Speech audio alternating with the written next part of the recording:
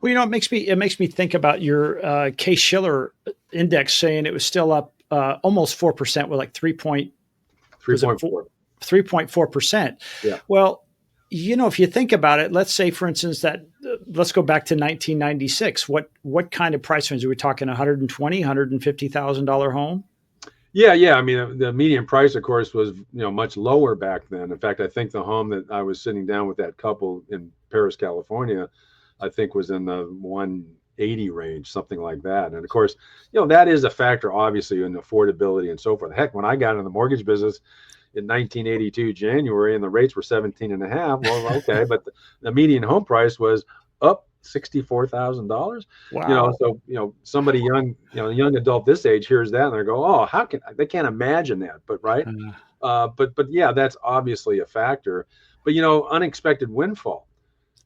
More recently, there's a very good example of the potential windfall from getting into home ownership. If you bought a home in 2019, pre-pandemic, the median price of a home in the U.S. was $304,000, or no, $305,000. In 2024, the median price of a home in the U.S. $427,000. wow. That's just Wow. in the last 5 years, and that rate of growth in 5 years, that rate of appreciation in that house is 40%. So you're talking 8 to 10% a year gain in equity, which means gain in wealth. Simply if you had, by the luck of just good timing, bought a home in 2000, maybe 18 or 19, and then see where you're at now.